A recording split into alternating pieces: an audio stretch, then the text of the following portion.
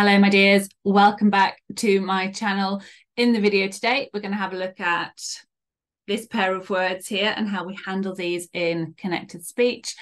If you haven't met me before, my name is Ellie. I'm a British English pronunciation teacher, and you can find me here. So would and have in connected speech are usually weak forms. Weak forms are words that carry grammar, and as such, we don't tend to stress them. I say usually because there are going to be instances where you do stress them, and have a look at this video here for examples of that. So let's have a look then, first of all, at this sentence here.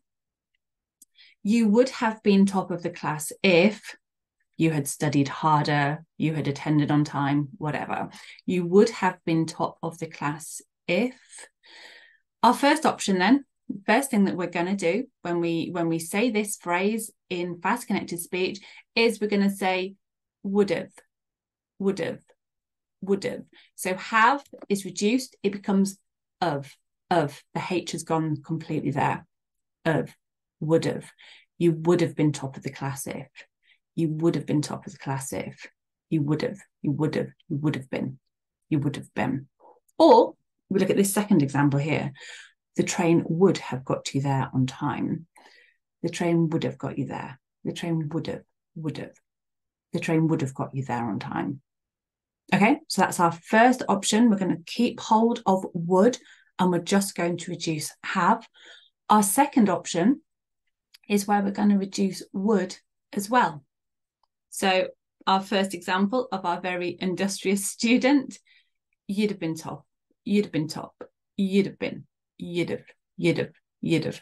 So would now is reduced, it just becomes duh, you'd, you would, you'd. Add the have, of, you'd have, you'd have, you'd have. You'd have been top of the class if. You'd have been top of the class if. Or our second example, the train would have got you there on time. The train would have got you there on time. Now, after a consonant, I don't think it is as common that we would reduce would in this way. So the train would have, yeah, we definitely can say that. I think we're probably more likely to keep would here. We're more likely to say the train would have, the train would have. Okay, just my observation, just my preference. Okay, and then we move into the negative. So this sentence here now, you wouldn't have been top of the class if you hadn't worked so hard, whatever. Okay, so you wouldn't have been, you wouldn't have been, you wouldn't have been. So here, would, we do pronounce it, we don't reduce it right down to duh, but we do reduce not right down. Wouldn't, wouldn't have, wouldn't have. Do you notice something there with the T in wouldn't have?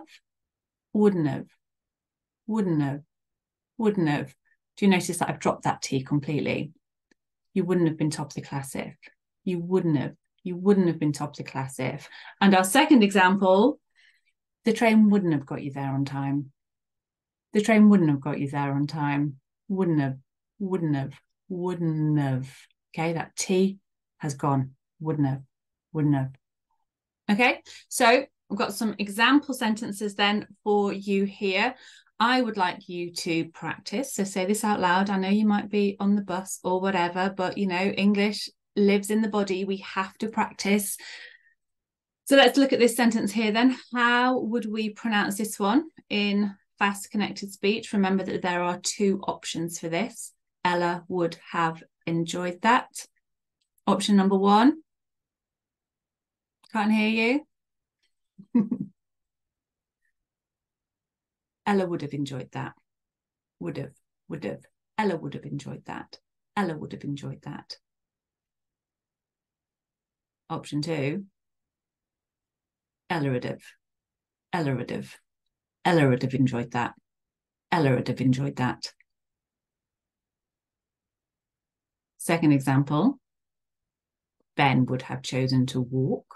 So here, Ben ends in a consonant. As I said earlier, if you were listening, after a consonant, we're probably a little bit more likely to retain would rather than reducing it right down to duh. Okay, so we're probably more likely to say I'm waiting. Ben would have chosen to walk. Ben would have chosen to walk.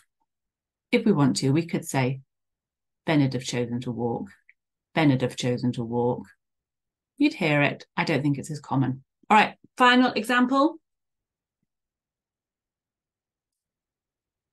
Sarah wouldn't have seen it.